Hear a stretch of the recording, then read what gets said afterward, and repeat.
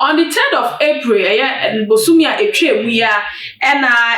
Ishmael, Kumu Hunsam, Samba, Chess, and Memman, Columbia, and a youth, me, one more modern Ekum, Womu, Enya, and also Madame For, our uncompleted building. When I'm Sansam Semiso, Emma, yes, yet Cocoche,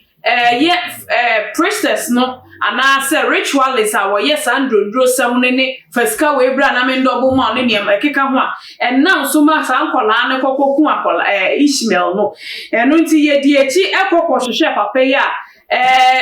children if you quine your cocoa to share no so unlucky no young uncle two on one gas and then mum your cocoa to the yeary your friend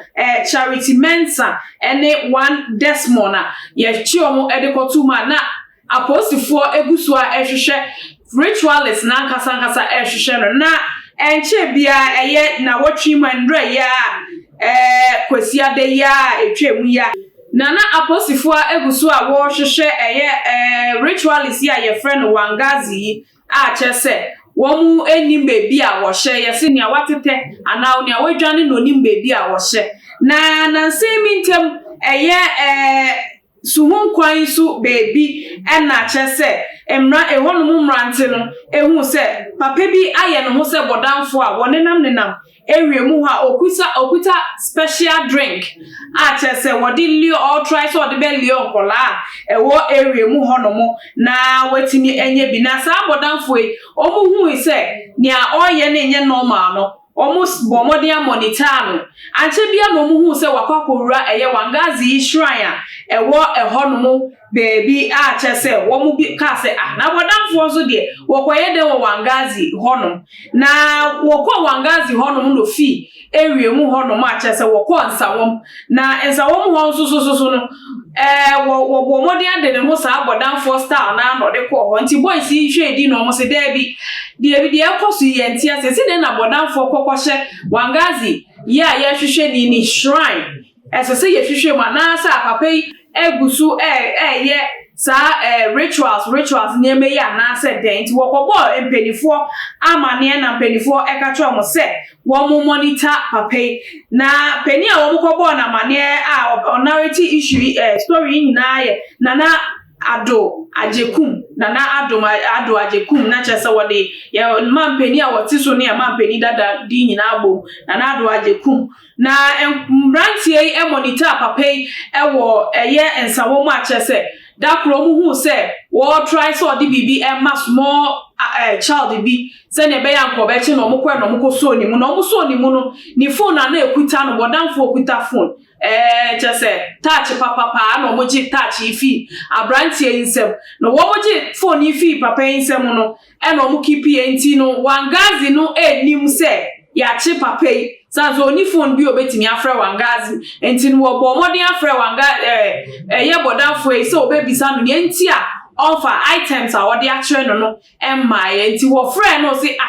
na masa aden na dada asa dia wache na items a mede emma wo ni nyina ba kokora wunya fa ba wonim se emre nso kwa na ekɔ emre ni ya afa na nkrofo ye edin ya no mutie ye na chese wo mutie wie ye no na mo follow up de ko ye anyame adom wo mo nsatimi aka Wangazi de na kwakoto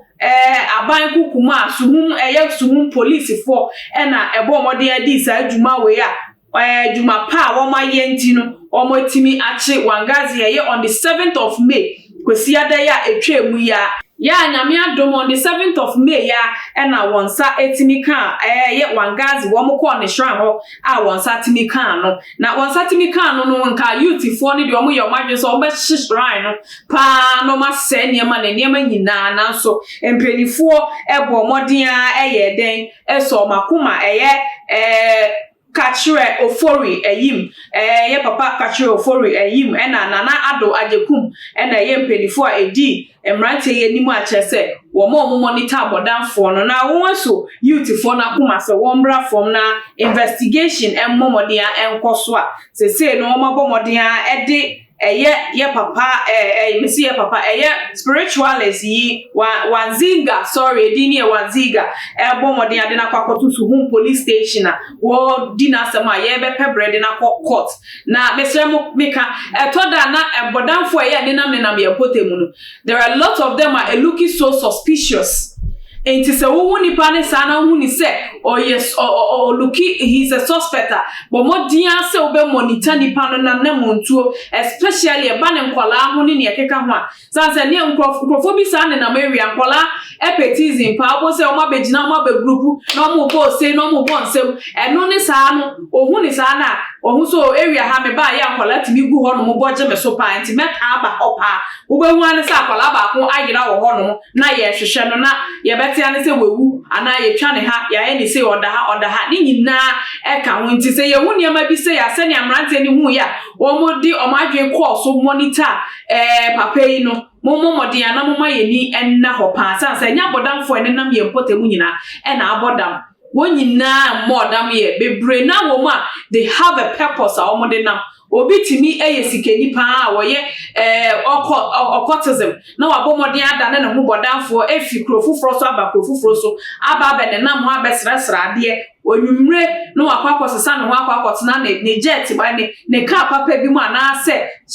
big car bi a wa park esi baby no atena mu de kofie na okotu efi otimu a wa obebaawo entimu ma yeni enna ho papa ebusua aha ena meja mo esi ne wadwen kire enso e wasem yi ho etese ne awo kafa ho bi abomodin anafa to ye comment section ho e ma ye fa fefe na afa enso anya asumdwe kwan so odo kwan so anya da petwa kwan so yesre mo pa na momo wadian so follow ye on IG and Twitter ho hia me pa na Facebook and so share to all other social media platforms wo so na nyame obehira se wo ye ne sa midia ene akosua pokua ansa aka Queen Fidi one apa ai medamase makramo da sene message.